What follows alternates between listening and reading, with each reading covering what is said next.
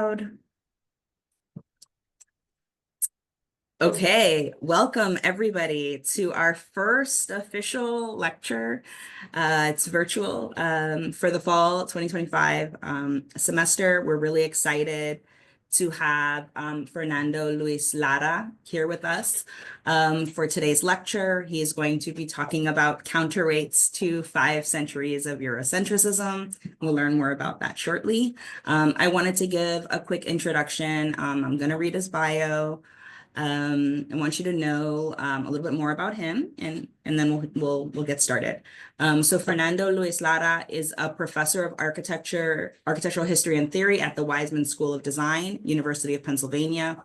Lara works on theorizing spaces of the Americas with an emphasis on the dissemination of architecture and planning ideas beyond the traditional disciplinary boundaries.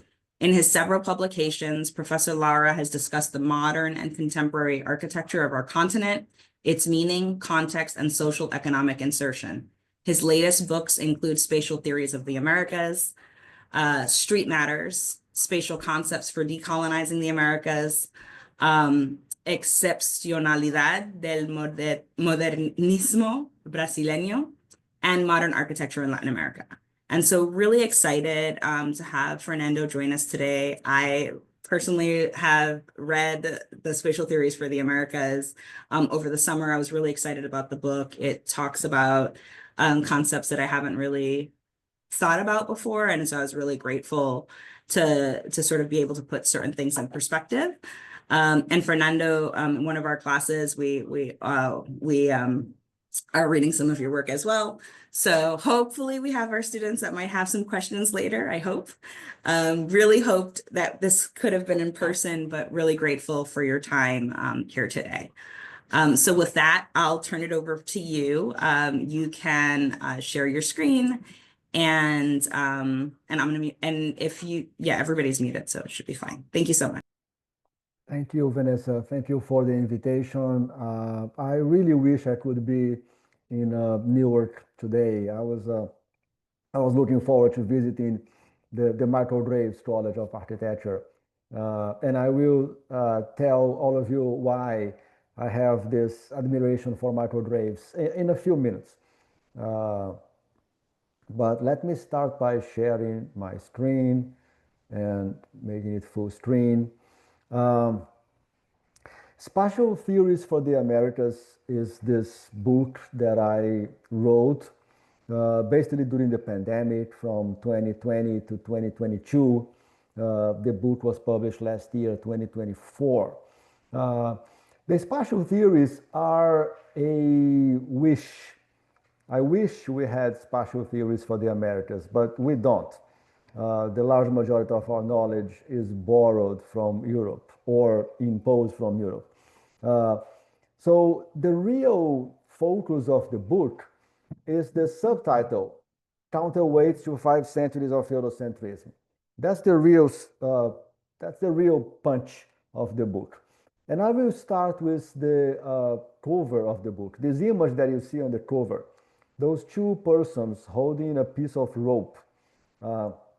They are, to my provisional knowledge, the oldest register of architects in the Americas.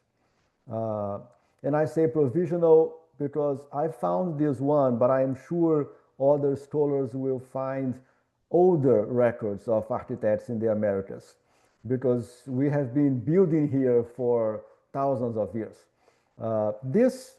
Those two persons, this drawing comes from this document. This document was produced in Oaxaca, Mexico, in the second half of the 14th century. So think about the year 1370 something in our Christian way of measuring time. This document has 52 pages. There's a page about the temple, and those people are the people responsible for building the temple. So I think they are the architects. And being from the year 1370 something, they are the oldest records so far of architects in the Americas. Now, what happened to this document is a great metaphor to what happened to our knowledge. This document was kidnapped in Oaxaca around the year 1550 and was given as a gift to Carlos V, Emperor of Spain. Like any kidnapped child, the document was forced to change names. This document, at some point of its life, it was called Codex Lindobonensis because it was in Lisbon when Spain and Portugal were united in the late 16th century. Then this document went to Constantinople, Istanbul, and was called, changed name again, was called Codex Constantinopolitanus. And today this document is called Codex Vindobonensis because it's housed at the University of Vienna, Austria. The real name of this document is Yan Toa. That's the original name in the Mixtec language that it was produced. What happened to this document, the kidnapping, the changing names, the uprooted of this document is a great metaphor to what happened to our knowledge. We live here in this continent of ours. When I say America, please understand that I'm talking about the entire continent from Chile to Alaska. When we sit here in the Americas, you notice that I have to say the Americas to avoid the confusion with the United States appropriation of the term America. When we sit here in the Americas, we don't know our ancient history. I have a very simple assignment that I teach my undergraduate students. I teach an undergraduate course on the history of human settlement, the history of settlements in the Americas. And I ask my students in the first day of class to write 2 pages about a person, their age, their gender, who grew up and lived exactly where they grew up, but 500 years ago. Students from Istanbul know who lived there 500 years ago. Students from China know. Students from France, from Germany, from England know. Students from the Americas don't know. And I never knew. When I was in high school, when I was in college, I never knew who lived in the neighborhood where I grew up 500 years before me.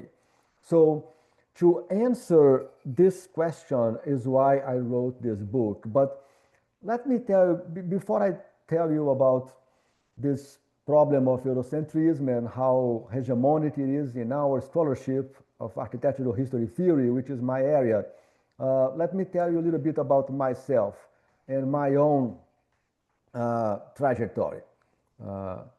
I came to the US 30 years ago, almost 29 to be more precise, to do my PhD. And I found in the US a very interesting phenomena. The houses that I saw all around me, I was in Ann Arbor, Michigan, they all looked 19th century to me, while the houses that I left in Brazil, they were all very modern. So I wrote my dissertation about the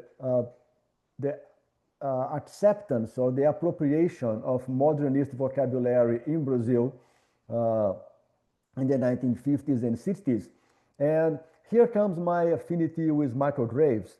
When I was doing my PhD in the late 90s, he was being criticized for designing for the popular market. He was designing for Target, he was designing for JCPenney, I believe, and a majority of architects were criticizing him for doing that. And I was doing research precisely on what I think is a great complement to the work of architects when the middle classes adopt those elements as part of their desirable aesthetic.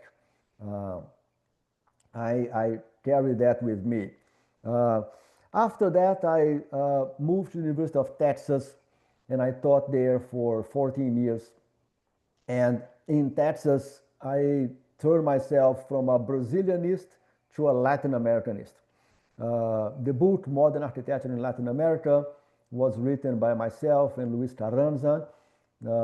We wrote it around 2010, 2012, and it was published in 2014, and was the one and only book that talks about the entire Latin America, the entire 20th century.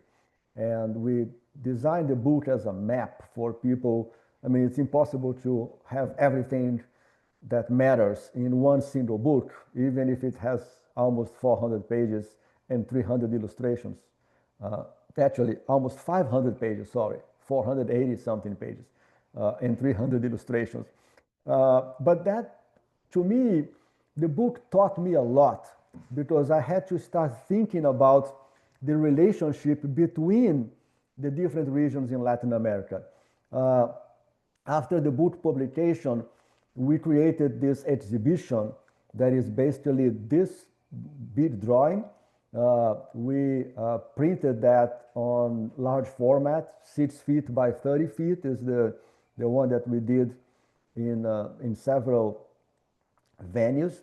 And we, for the first time, put those Latin American buildings together because the histories of those architectures, they were written as if it was an archipelago. The Brazilians, they write the history of Brazilian architects in Le Corbusier, Bauhaus, and Frank Lloyd Wright. The Chileans write about the Chilean architects and Corbusier, Bauhaus, and Frank Lloyd Wright. The Mexicans write about the Mexican architects and Corbusier, Bauhaus, and Frank Lloyd Wright. So what we have in common in the historiography is Corbusier, Bauhaus, and Frank Lloyd Wright, because that's what everybody shares in quotation marks. So putting those buildings together allowed us to start seeing relationships between them. Relationships, chronological or linear relationships or thematic relationships between buildings built on the entire continent of Latin America on the entire 20th century. And that made me think a lot and made me look at a body of theory that we now call decolonial theory. Those are a way of thinking that starts in Mexico with Edmundo O'Gorman, by the way, brother of architect Juan O'Gorman, who designed the Diego and Frida studios in San Angel. Edmundo O'Gorman wrote in the 1950s, 1958 was the publication, one demonstration that became a major tenet of decolonial theory. O'Gorman wrote that the order of factors that we learn in school is wrong, that it's not that Europe was modernizing and because of that was able to cross the ocean and dominate the lands over here. By the way, today is Indigenous Peoples Day, October 13, because Colombo arrived 537 years ago, yesterday, October 12. So what O'Gorman demonstrates is that the Europeans were not modernizing and because of that were able to dominate and control the lands over here. It's because they dominated, they controlled the lands over here that they modernized. That is one major tenet of the colonial theory. The other ones are from Aníbal Quijano, the idea that the Americas did not only participate in the rise of modern capitalism. There would be no modern capitalism if not for the European occupation of the Americas. That's basically what O'Gorman did for history, Quijano applied to economic history. And finally, Arturo Escobar, in 1995, wrote this book, Encountering Development, in which he elaborates on the fact that there is no modernization without colonization.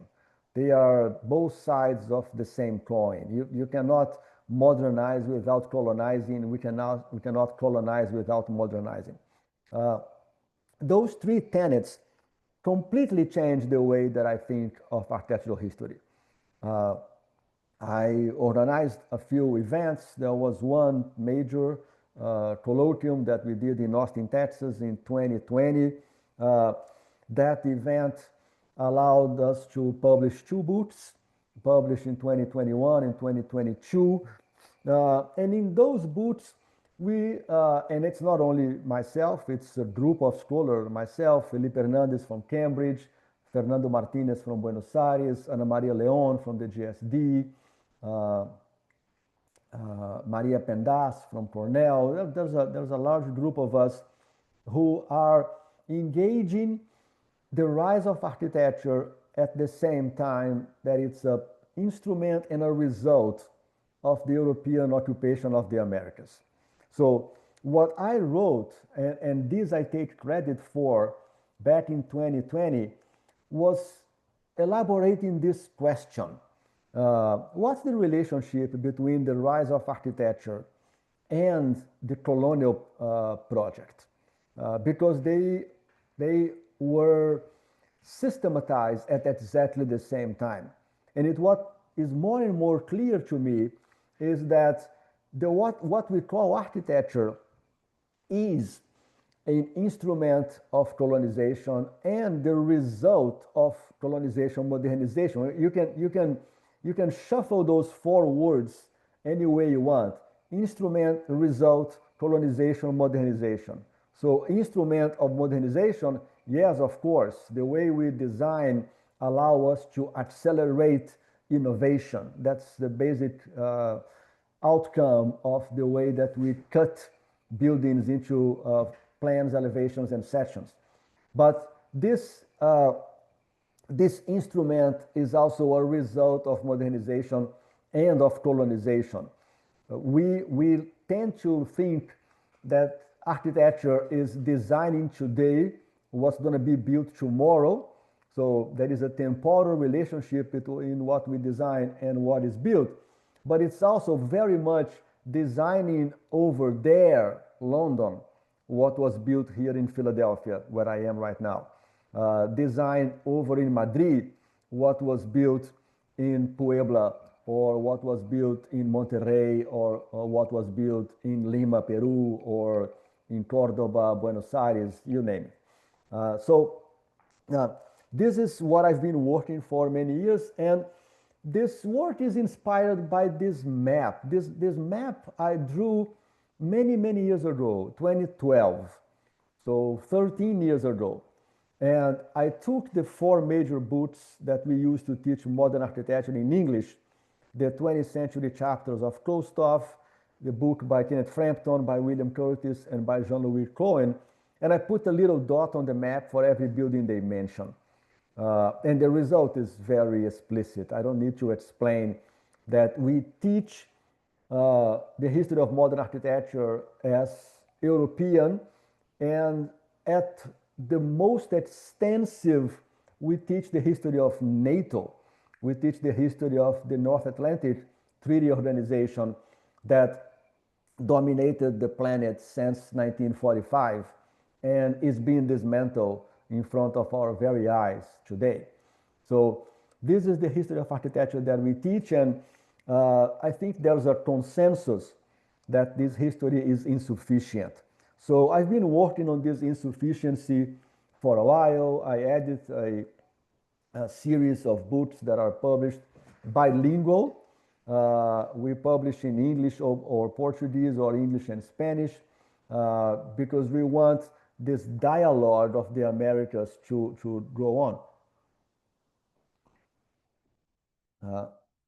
And this is the body of work of the last 10 years that came together into this book. The first half of the book, not the first half, the first 40% of the book, chapters 1 to 4, is a denunciation of how Eurocentric we are. And I will present chapter 1 to you to demonstrate some of that. Chapters 5 to 11 are pieces, snippets of the history and theory of the built environment in the Americas that I think we should pay attention to if one day we want to have theories of space that are specific to the Americas.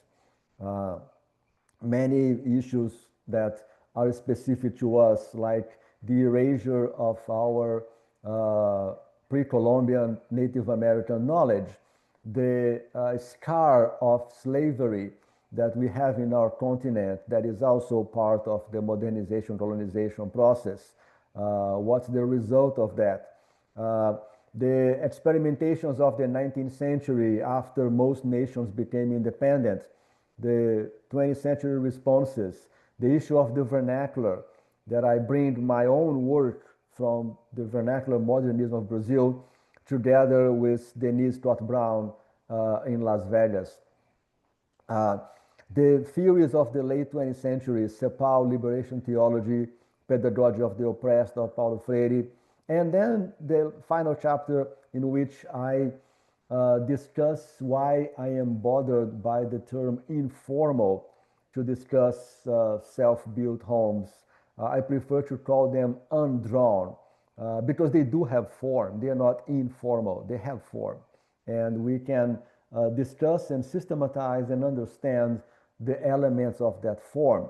What they don't have is drawings. They are not drawn before being built and the consequences of that. But this is an overall introduction of the book. Let me focus on the first chapter, which is a more historicist chapter. I wanted to see how the Americas participate or are mentioned in the main books that we use to teach architecture, to teach architectural history. So I took books starting from the late 19th century, the Bannister Fletcher book, the first one that tried to be global, then Lewis Mumford from the 1930s, Leonardo Benevolo from the 1970s, and then the late 20th century books of Spiro Kostoff, Richard Ingersoll, Jarzon Beck and Prakash, and the book by Kathleen James Chakraborty. This is what I saw in those books. The Bannister Fletcher book, the first edition is from 1896, and it has no mention of the Americas. I have the boots on that Hattie Thrust, and I can search words into the entire text of the book, and I search for America, American, Americas, and there is no mention in the first edition of Bannister Fletcher. The 1919 edition of Bannister Fletcher, the first that have the tree of architecture as an illustration, do mention the Americas 3 times. Now, they mention once in the introduction to say that they are very happy that the book is now the most used to teach architectural history in America. Point. That's it. First mention. Second mention, in the page 400 and something, they discuss the abnormal modernization of Chicago and some of the skyscrapers that were built there in the late 19th century. So even when the Americas supersede Europe in terms of innovation of architectural typologies and architectural ideas, they had to use the word abnormal as if to make sure that this is not normal. This is not what it should be, but it is, so they can't avoid it. And then in the page 600 something, in the end of the book, they have some appendix about what they call non-historical styles, and everything that does not belong to the Eurocentric trunk of this tree that goes from Egypt to Greece to Rome to Middle Ages to the Renaissance. Everything that is not part of that they call ahistorical, and that's the architecture of Persia, the architecture of China, the architecture of North Africa, and of course the architecture of Mexico and Peru. And about the architecture of Mexico, they say that it's so unimportant that a sentence or two would be sufficient to explain its character. So those are the 3 mentions of Americas in the book by the Bannister Fletcher. That's how America arrived in architectural history. Lewis Mumford the next one that I analyzed provide a very different perspective. Mumford was from the United States. He wrote it here in New York. Uh, and his book is focused on urban design or cities. But as you can imagine, writing in 1939, he was comparing the American cities with the European cities all the time, following the Benedict Fletcher idea of abnormality. The normal is the European. And then Mumford felt obligated to explain the Americas development all the time and say things like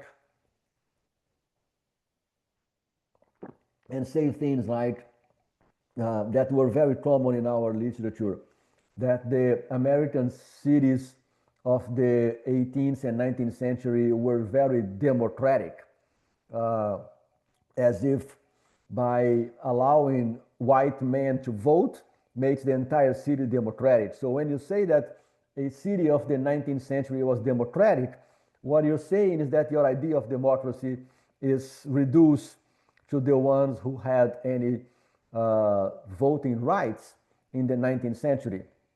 That's wealthy uh, men, wealthy white men. If you're not a man, you don't vote. If you're not wealthy, you don't vote. If you're not white, you don't vote. But anyway, that's Lewis Mumford, and he still had that perspective. The, the issue of the Americas participating in the rise of architecture, it starts to be elucidated by Leonardo Benevolo. Uh, Benevolo wrote Storia della città, published in Italian in 1975.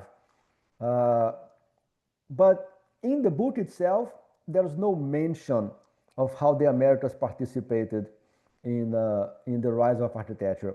But in a seminar that was held in Caracas, Venezuela, in 1968, Leonardo Benevolo wrote the following, or said the following, and it was transcribed and published.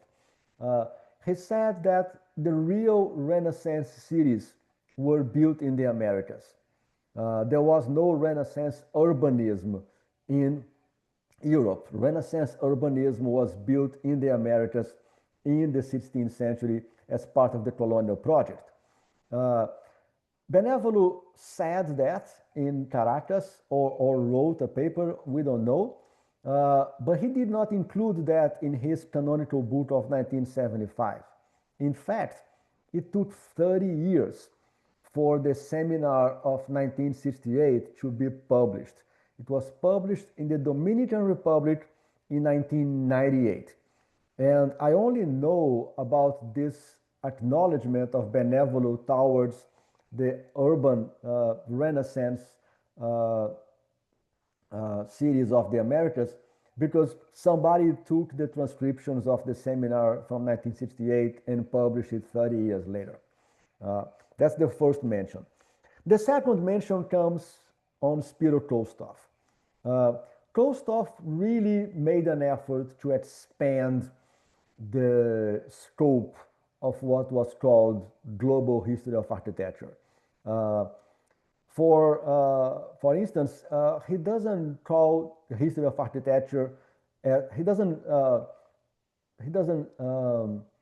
constrain himself as the history of buildings or the history of architects. He's interested in the history of settings and rituals, as in the title of the book.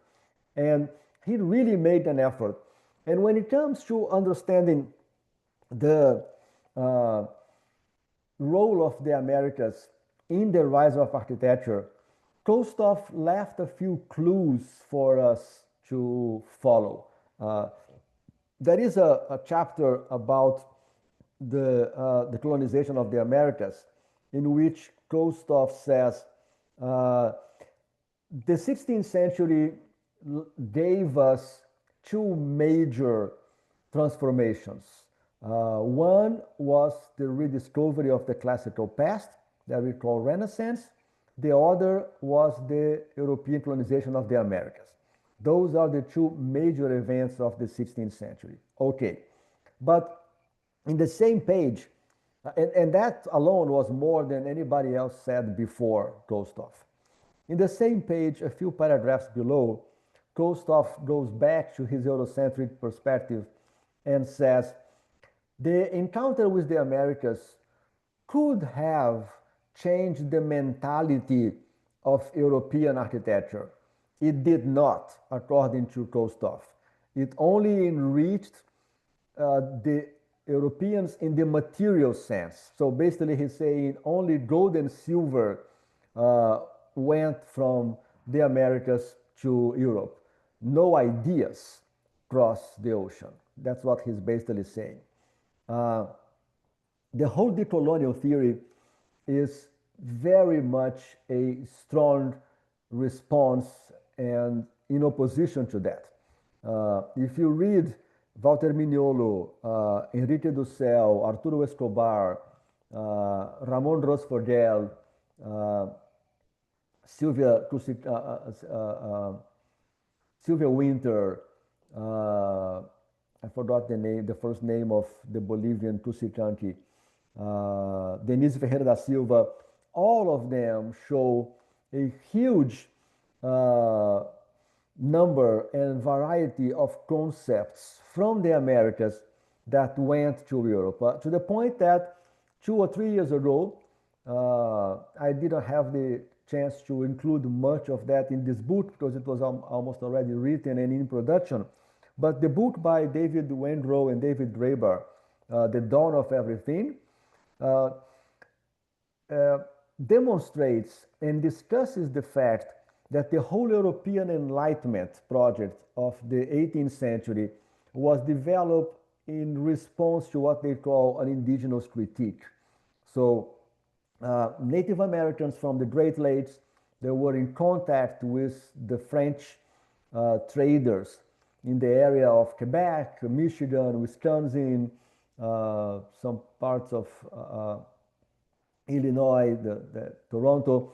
The Native Americans of that area had so much powerful intellectual critique of the French monarchy and the French government that the French intellectuals developed the Enlightenment in response to that.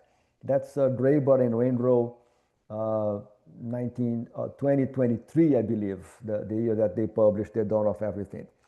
But like in maps, as I do, I decided to map those books and their sites, global sites, the same way that I mapped in that first map of modern architecture from 12 years ago. So this is the map of Kostoff. You still see a huge concentration of Italian sites, French sites, British sites, and New England / Philadelphia, New York sites. Everything beyond that is barely mentioned, right? The rest of the world is a big void. Richard Ingersoll was a student of Kostoff, and he published several other versions of wood architecture book. The first one he published with Kostoff, and then after Kostoff passed away, he published alone. And he did a great job of expanding even further that, that network. Ingersoll is the first one to use terms like European invasion. Up until 2013, all architectural scholars talked about European discovery. I mean, as if there was nothing here, they invented what was here in the Americas. Ingersoll really expanded the scope. It started including many, many more sites. You see the number of sites that is on the continental US, and most of them are pre-Columbian sites. You see the comparison here with Kostoff. The territory of the United States itself is pretty empty. And when you go to Ingersoll, there are many, many more sites, and also many, many more sites of Persia, the Arabian Peninsula, India, and China and Japan. It's a huge difference in terms of the expansion of the scope.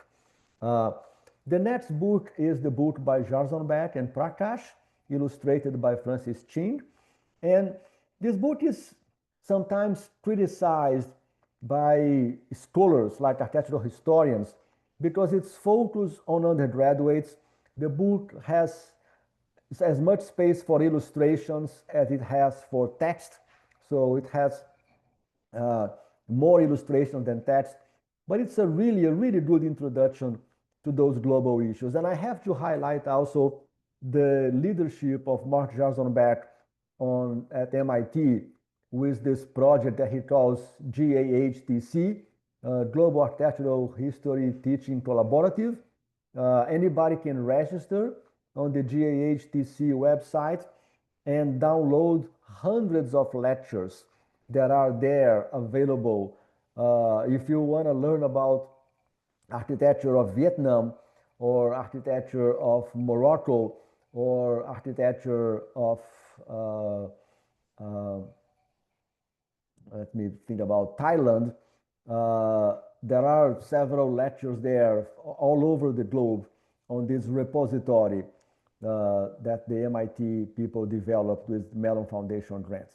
Uh, the book goes further on acknowledging some of the issues that I am discussing. The language that Jarzombek and Prakash use is much closer to the language of the colonial theory, calling things by their own name, the plantation economy of the United States, the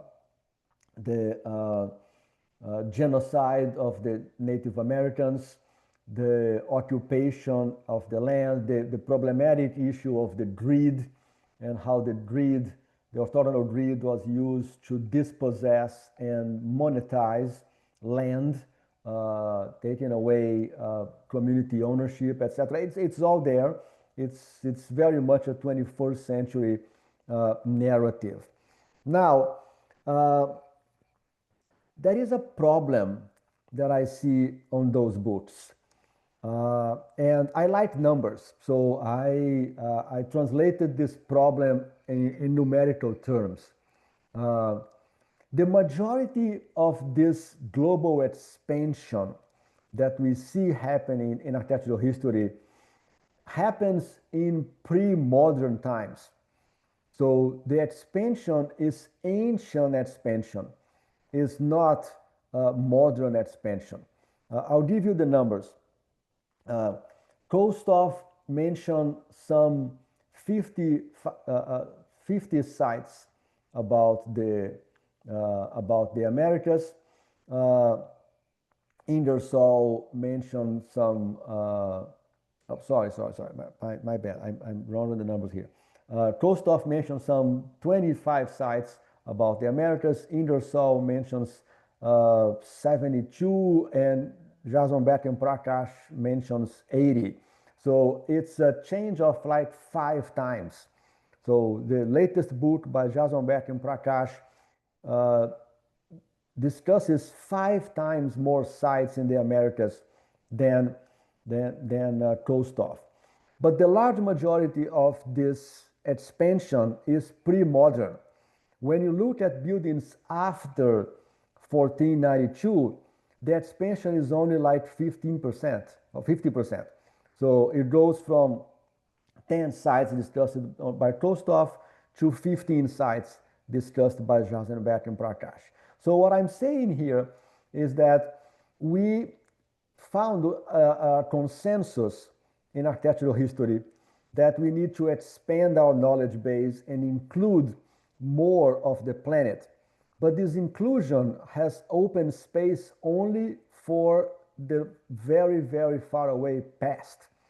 Anything of the last 500 years has not expanded, or at least have not expanded at the same scale. And this to me is very problematic. So when I compare the inclusion of sites before 1492 and after 1492, all this expansion that we celebrate as finding a architectural history that is more plural, that is more diverse, it's all about the past. And it never arrives at the present. One exception is the book by Catherine James Chakraborty, Architecture Since 1400.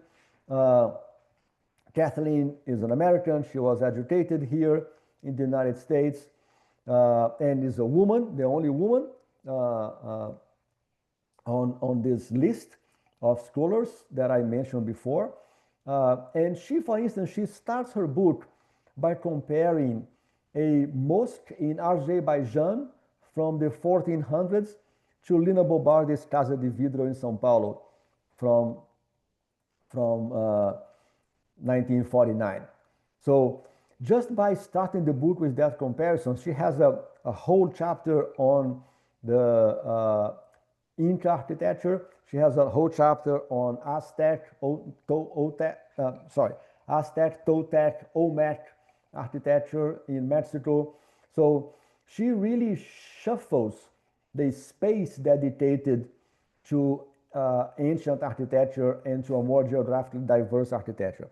What does not happen yet, and that's something that I elaborate a kind of a denunciation in the first chapter of my book, is the connection between this diverse and geographically expanded past and our present. I'll show you the global map here to say that we still think of the history of architecture with Europe at the center. And so the globe is divided in a west part of the globe that includes the Americas and an east part of the globe that includes India and China. It's funny to think, for instance, where do you put Australia on that map? Because Australia, because of the British colonization and the almost complete elimination of Aboriginal knowledge and political power, Australia is considered part of the West, although in its location it is not. But anyways, what I wanted to call attention here is that there is a center, there is a core of architectural history that goes unchanged. And this core was illustrated as the trunk of the Bannister Fletcher tree 130 years ago. And this core goes from Egypt to Greece to Rome to the Middle Ages, and then a little bit towards the New England and the United States and back. This core goes unchanged. It doesn't matter how much we learn about China, about Peru, about Mexico, about the Caribbean, about sub-Saharan Africa, all those little number ones that I have here, the dots never connect. The only dots connect are the dots from the trunk, Egypt to Greece to Rome to Middle Ages to Renaissance, etc. Every other manifestation, every other spatial manifestation remains in the past. And that's very problematic to me because I think they are very much alive and they are here with us today.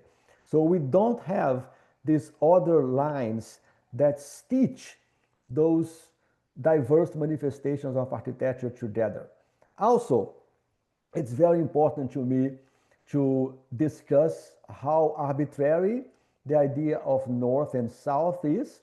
Joaquín Torres Garcia, Uruguayan painter, did that in 1941. He did a painting called América Invertida, in which the south was pointing up. And that is still very revolutionary. People still get a little, look at me a little weird when I show this map this way. I'm like, what are you doing? I mean, why? What's the point? But my point is to show how arbitrary those coordinates are, those normatizations are. And also, it's very important for me to put the Americas at the center. I lived my entire life in the Americas, between North and South America, about half and half. And my perspective on the world stage is a perspective from the Americas. So from the Americas, and I love discussing that with my students, when I see myself in the Americas, something really interesting happened. China is to my west, and 40% of my students here at UPenn are Chinese. So they are my west, and Europe is my east. Just by locating ourselves in the Americas and uh, dislocating the idea of East and West, we already make our students think differently about those issues and about architecture. And the other important thing is to understand that those moments in the past, the way that the Mayas organized their sites, the way that the Guarani organized their sites in the Paraná Delta River, the way that the Native Americans of the U.S. Southwest in New Mexico, Colorado, Arizona, Utah, the way that they organize their sites, those concepts are still alive with us. The way that the African diaspora organize their sites, they're very much here with us today. The Caribbean, uh, we have this very week this whole discussion of Bad Bunny at the Super Bowl. And it is a reaction against a Caribbean way of life that has to be extirpated from the traditional United States. Otherwise, the United States is not what it once was. It can't fully absorb its Caribbean-ness, despite the fact that half the Puerto Ricans live over here in the mainland, especially in the New York area. So those things are with us. They are about how we appropriate space, how we behave in space, what we value in space. And they need to be brought into our conversation. They need to be brought into the way we teach architectural theory and architectural history. So this is the end of my presentation. What I hope to provoke, what I hope to instill is a reshuffle of all those variables. And I really want to see the future generations looking at how Vietnamese families change the way that we build in LA, how Puerto Rican families change the way we build in the New York tri-state area, how Brazilian families change the way we build right there where you are, in Newark, New Jersey. Huge Brazilian community. It's the only place in the US where they know where I'm from in Brazil by my accent. If I go to any place around Newark, Elizabeth, that area, and I order anything, I can go to a Starbucks and order cappuccino. They know that I am from Minas Gerais, Brazil, by my accent. Anyways, we live in a very, very diverse planet. This diversity, as Bad Bunny says, is not going anywhere. So we better put an effort in understanding and elevating those diversities of built environment values to the architecture schools. It's the only way to break the elitism of architectural education. And again, another shout out to Michael Graves, because his own way, he tried to break away with this elitism. We can discuss how much he achieved, but he first with the popular lines of appliances, and later in life with his advocacy for accessibility, he was trying to break away with this elitism. So I am very honored to be invited to speak to you today, and being here in Philadelphia so close, I hope we find many other opportunities to keep this conversation going. Thank you. Thank you so much. That was really great. My camera and my audio may be a little tricky. I wanted to say a huge thank you to Fernando. I think we have a little bit of time for questions.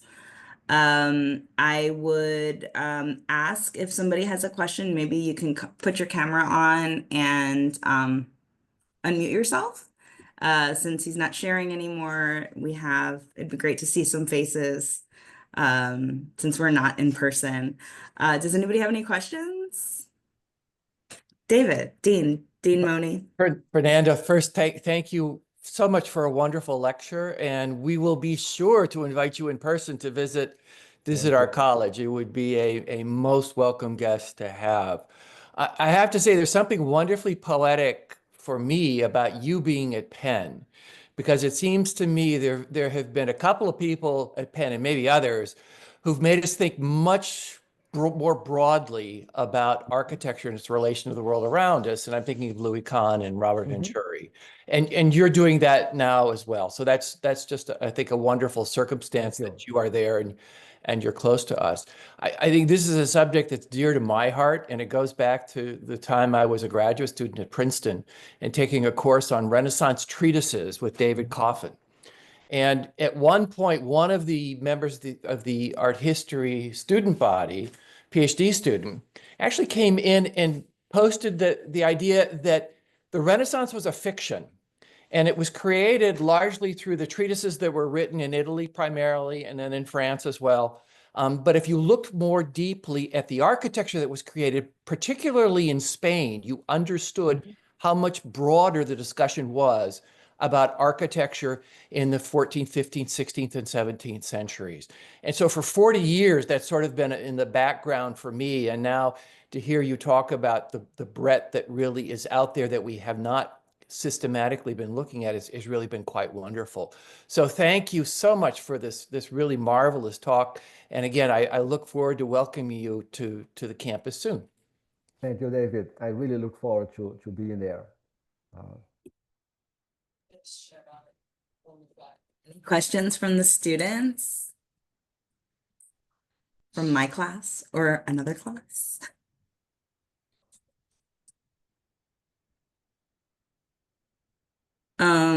I can just chime in. You didn't fully talk about it, but I think it did appear a little bit on the slide. Can you talk a little bit about how you define abstraction? Okay. And yeah. it came up actually in one of our classes today, Yeah. and I'd love for you to maybe talk about that and sort of what 1492 and what was happening in the Americas, like sort of how you see those coming together. Yes, my current work is an investigation on abstraction, and I define our current hegemonic architecture as an overdoses of abstraction. I think we are abstracting way too much, and we need to rebalance that with relational knowledges. And relational knowledges go from understanding the deep history of the site to allowing more community participation to just valuing other variables that usually don't enter the design process, the drawing process. These last few weeks, I'm working with a group, collective in Ecuador called Al Borde. They won many, many prizes, and they do some amazing architecture, and trying to understand how they do community participation. And then I had 3 Zoom interviews with them, and they said, the community don't draw. They don't pick up the pencil and draw. What they do is they do lots of conversations with the community as a way to delay drawing. So they don't draw anything until they think that they have a pretty good understanding of what the community values. And that delaying of the drawing is a way to tame abstraction, is a way to infuse the process with other values. That's part of what I'm doing right now. The other one that I'm fascinated, in December I went to Talca, Chile. There is a school of architecture in this small Chilean town, very agricultural city. And what they do as a very radical pedagogy, they force the students to build their thesis project. You don't get your diploma until you build your thesis projects. So you see that they don't design cultural centers or hospitals or schools. They design a bus stop. The thesis project is a little set of stairs from the street down to the riverbank, or a little shade device in front of the clinic for the people to wait on the shade as they wait for their medical appointment. So they design very small things, but they build, and they build with the community. So I went there to check it out. So this is what I'm doing these last few years is to trying to understand, because it's not that we need to abandon abstraction. Abstraction is super important. It's part of what we do and we need it, but we need to control the dosage. You know, it's something that we have from the pharmacos, from the drugs. Uh, a drug can kill you or can save you depending on the dosage. So I think abstraction is the same. Uh, Too much abstraction is killing us and is creating resource problems, climate change problems, social inequality problems. Too little abstraction, we would be stuck and not move. We need the abstraction in order to keep moving and keep evolving, keep innovating. But how do we calibrate the correct amount of abstraction is part of what I'm trying to understand right now. Thanks for the question. I've just added the movie Hacer Mucho con Poco, which is about Al Borde and their process, and I think really describes very well exactly what Fernando is talking about in terms of their community engagement process. So I just put that link in the Zoom chat. Thank you so much Thank for you. reminding me about Al Borde. I haven't thought about them in a little while, but they're so fantastic. They are. I'm very, very happy that they invited me for this project, and we've been meeting every week. It's been great. Any other questions? Any students have any questions?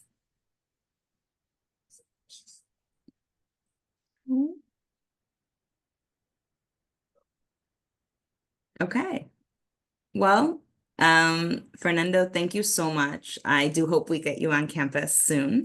I will. I will. And thank you to the we'll students who find came. We had we'll a good- find a drier day that we don't. We we're not will. worried about flooding. That Yeah, and we have we're too some close. We're too close. projects in Brazil, so Oh, we have nice. some I would love to see. collaborations. So Yeah, we'll I definitely would have to love fill to you in hear. on those. Thank you so Yeah. much for inviting Thank me. you so And much. let's find an opportunity to meet in person soon. Looking Yes, forward to thank it. you. Thank Thank you. you so much. So much. Thank you. Thank you, Fernando. Bye. Thanks. Bye.